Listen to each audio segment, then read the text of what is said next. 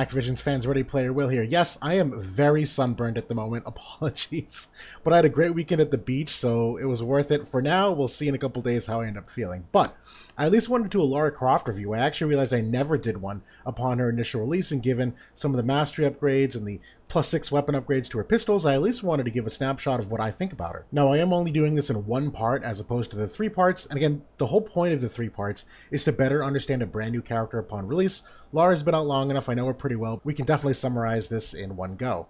I also thought it was pretty topical that we just had Eliza come out, who's one type of missile unit, and now we have a chance to kind of compare apples to apples, Lara Croft, another type of missile unit, and kind of see how they stack up together. So without further ado, let's jump into things. The review overall is just going to be my normal character review, the base stat and total stat analysis, the comparative look between her and some of the other missile units. I will do a report card for her here as well, it's just not listed as a bullet.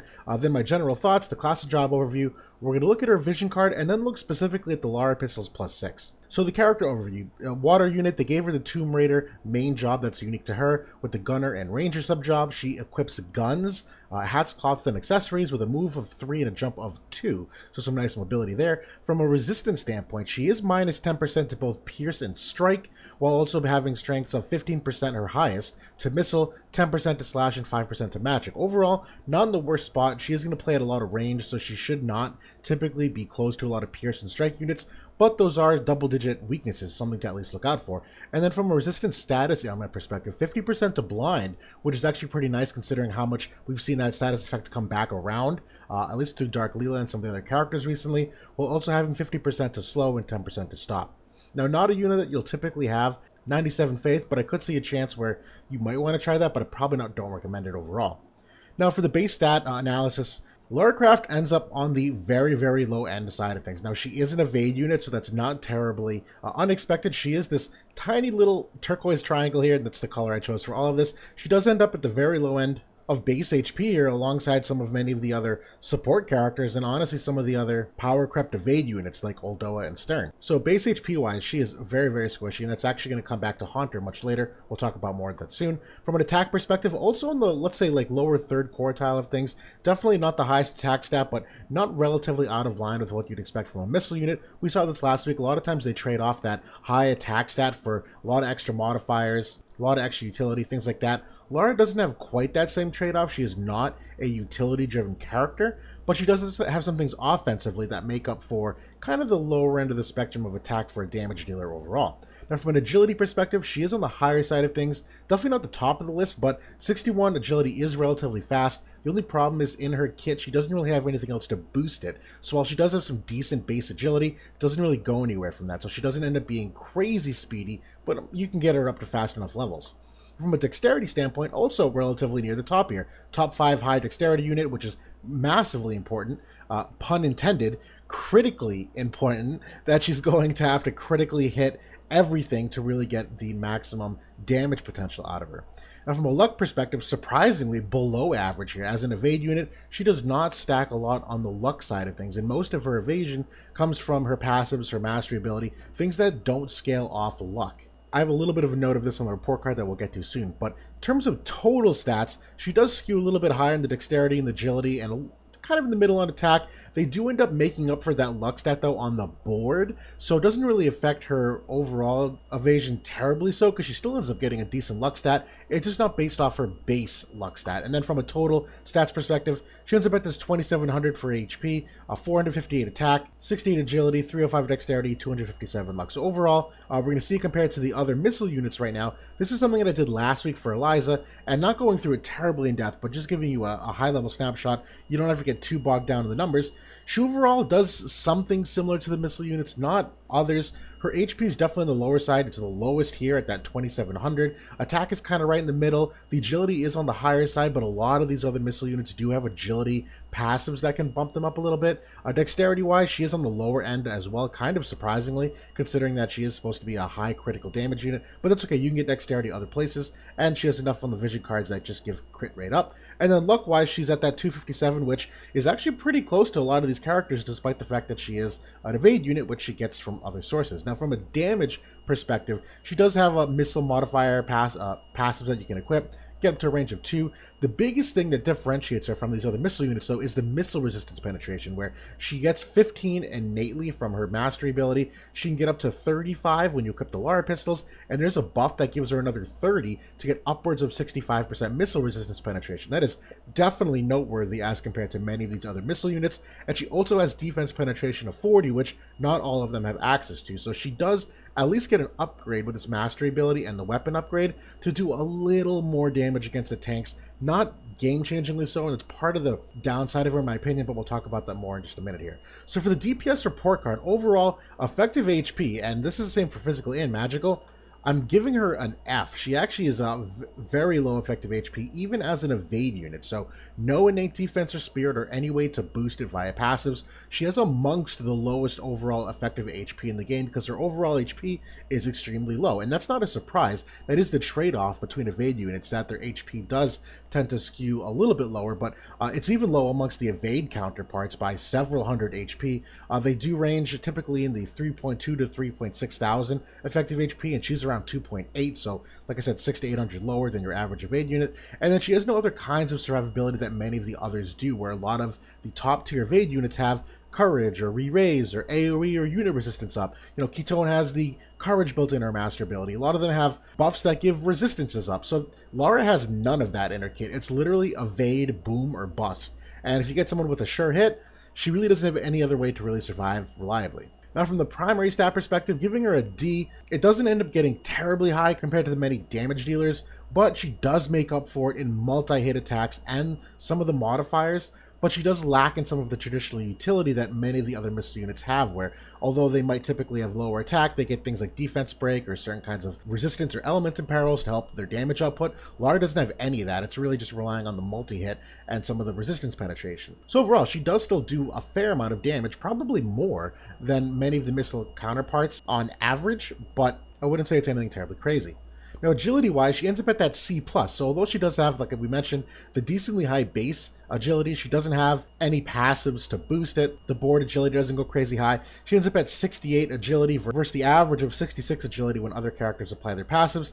Ends up being around a C+. Again, she can get very, very fast, but a lot of characters do have a head start on her. And from an accuracy perspective, she is an A-. She does have a 25% accuracy passive. She does have good innate accuracy as well, though, and she does have sharpshoot on the sub-job, but we're kind of past that ability at this point in the game. It's nice, but she doesn't need to rely on it. From an evasion standpoint, she actually is an A-. She's in that A tier of evade units, where she does have great evasion. It's not all luck scaling. A lot of it is based upon her passive, her mastery ability, more proportionally so than many other evade units. So as the power creep kind of comes into the game and more things start to scale off base stats, Lara probably will, in the broad scheme of the game, start to fall behind her evasion counterparts, but that's not the case for right now. She's definitely a very evasive unit. And then movement, I'm giving her a B. She's got that jump of 2, definitely helps her overall.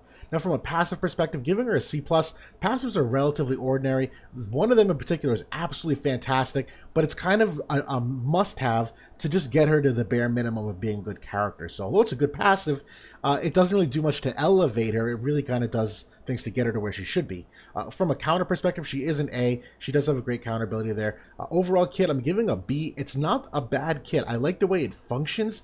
I just don't think it has a crazy big impact compared to many of the other damage dealers for the final grade of a B. Now, let me make this clear. Lara is a very, very good character, but I don't think she's anything that you're going to be missing out on if you don't pull on her. And I'm going to talk about that in the general thoughts in just a second here. So, very much a glass cannon. And I kind of put an asterisk on this because although she has the fragileness of a glass cannon, I actually don't think she does the full damage potential as what you would consider a glass cannon. She definitely does more than her missile counterparts on average, but in terms of total damage dealers, there's a lot you can do to actually mitigate overall damage. The second thing here, abilities in the main kit do have good modifiers, 165 to 200. She does have some quick ramp up time and relatively self-sufficient as well, where she doesn't rely on a ton of buffs to get the modifiers up, to get her range up, where she can kind of just like do a buff or two and then go. And she really thrives when she's off on her own, where she's not getting lumped into any kind of AoE abilities. Now, all single target attacks on her kit except for Barrage. This is actually a major downside for her, where she can't ever tap into like the difference between AoE or unit resistance on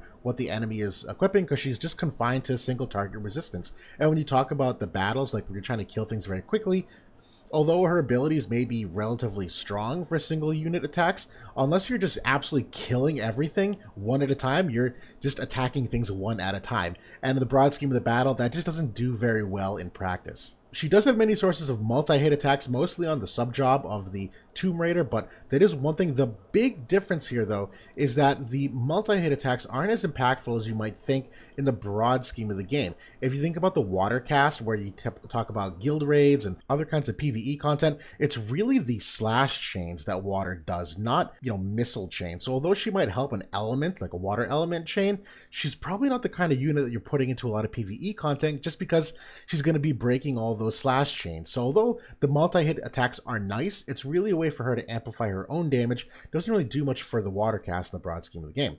Now, she does fit the water cast in a variety of other ways, most primarily with someone like Winter Victoria or Kryes. She does really well in cost-limited battles, which I'll talk about in a second, but she does at least fit them, that they are potentially good for evasion, where you have farm as another counterpart for an evade unit, have some good damage dealers that rely on missile. We're starting to see water skewed toward more physical attackers with Asterisk's release, so she does fit in there better now than she did in the past.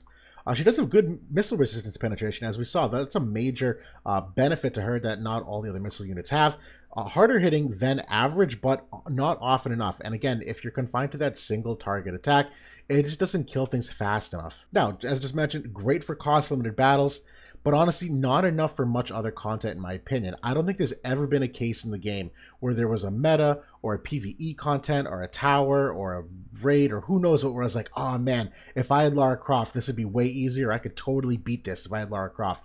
I don't think I've ever thought that. I've had her since her initial release. So while she's a good character, even when you're talking about like Guild Wars, it's really hard to think of how you make her fit as that third unit, at least when you're stress testing things to the max of the game, obviously, where you're running Celeste and Astrius, Velis, that comp, very few things are objectively better in it from a water perspective. And finally, the offensive ability rotation has holes in terms of how she actually uses her offensive abilities, and I will talk about that more in the ability section here. So the class and job overview. The passives. Ace Adventure is an absolute must. This is like the greatest thing you could ever put on her, but again, this is absolutely necessary for her to even function. If you didn't put this on, she would be a terrible character. So this is definitely my favorite. The other one, you can really go between Ranger Lore and Missile Master. I think both of them have their upside here, where obviously you want some kind of increase to the range. It's just debatable whether or not you want Concentrate or Ranger Lore, but you probably want to have at least one of those on to give her the extra range. From the counter ability, the Reflex is an absolute must-have. That's a big part of her survivability overall, because she really doesn't have anything else going for her.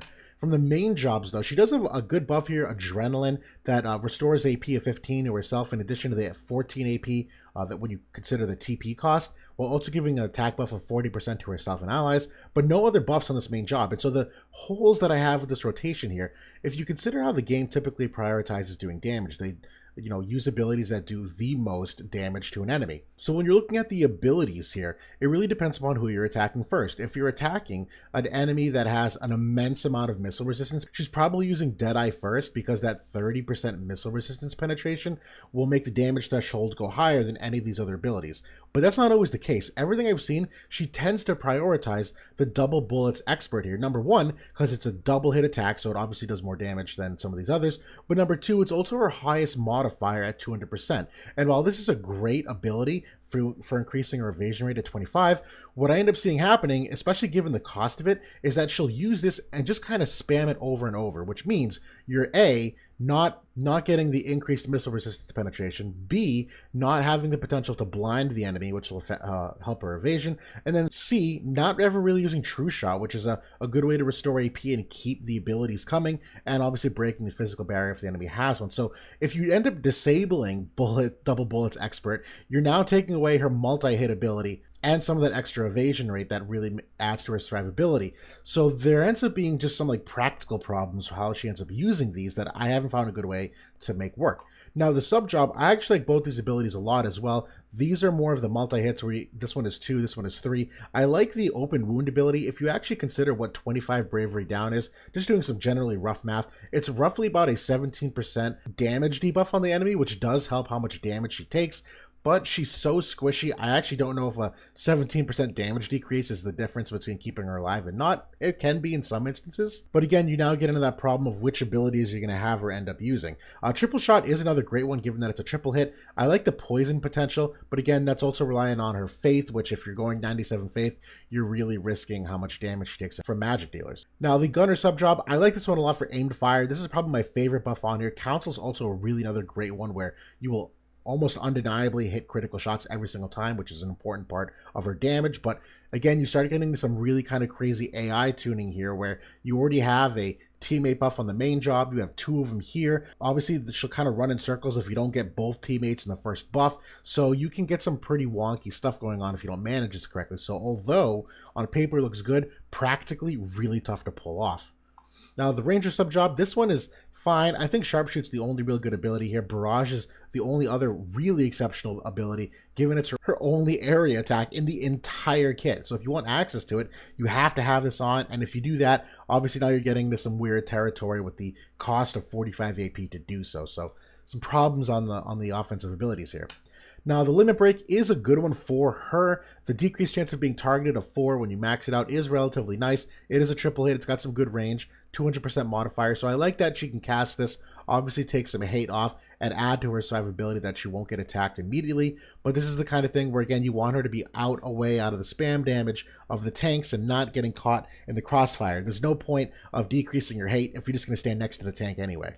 Now, TMR is actually a legitimately great TMR. 35 crit damage is no joke. The range of 1 is fantastic, that you can kind of play with some of her passives this way or extend her range by having, range +1 and then having this. Either way, it also has great stats for the 12 evasion and the 6 agility. The mastery ability, they did a really good job of increasing the evasion rate by 10 and the crit damage of 25. That crit damage is massively important when you consider all the other ways that it ends up stacking up. So when we get into the vision card, which is related to this, she does get 52 dexterity, which does amplify her critical rate. 3 agility is absolutely fantastic for her. The unit effects are all fantastic things as well. Attack 10%, crit damage is 10, so extra crit damage there. Crit rate of 10, and an extra evasion rate of 5%, so amazing things for the unit. And then the party effect, the 35% luck, the 35 missile attack, and 8 spirit. So this is an absolute must vision card, regardless of whether or not you have Lara. But for her in particular, obviously puts her in a completely different tier. Now finally, when we look at the Lara Pistols, they did a really good job with the upgrade of this weapon. So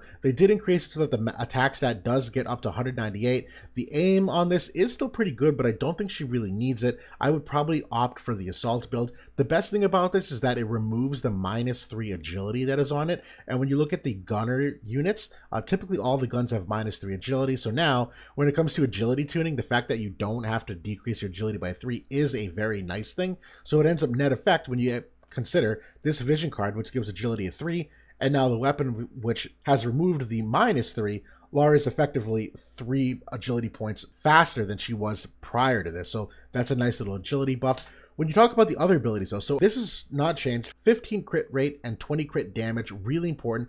But what they added for Lara is missile attack of 15, and that modifier isn't game breaking, but the missile attack resistance penetration of 20 is really good for her, and here's why. So if we look at critical damage first off, the 25 crit damage from MA2, you get another 10 from the VC, and you get 20 crit damage from the pistols. So you're talking 55 extra modifier, in addition to the 25 that you normally get from crit damage anyway. And water actually does have some other crit damage modifier increasing ones as well, which all will end up stacking with this. So critical hits are a monumentally important part of her kit. But the thing about the missile attack resistance penetration, it doesn't make her stronger necessarily compared to the other missile units, but it makes her better than she was before. And here's the reason why. Lara typically had to use winter coat, or at least some kind of evasion gear, because she's an evade unit. What that means is she could never use the diamond coat like a lot of the other gunners do. Now the diamond coat does give you the missile resistance penetration, so while all other missile units this whole time have had access to that, Lara has not, because she's been kind of confined to using the winter clothes. Now she doesn't have to. Now you can wear the winter clothes and still get missile resistance penetration on this weapon for her instead. So this is a really nice buff for Lara in particular to kind of make sure that she's heads and tails above the other missile units, which she should be. At the end of the day, that's really what she is. She just dodges and shoots and dodges and shoots. Not a ton of other utility, really damage reliant. And so in a nutshell, she is a really great unit, and she does definitely do more damage than other missile units, but I don't think it's anything anything that's game-changing or meta-defining or water element changing. She's a really fun unit to use as a Swiss Army knife in some situations to throw her in there and throw off what you might be expecting. But other than that, Lara's got a little bit of a ceiling just because of how easy it is to end up killing her in the broad scheme of the game. So that's it for now. Hopefully this is fun to watch, informative, and have fun playing with her this week in Arena, and hopefully get some good use out of her. So thanks for watching, guys. I'll see y'all soon.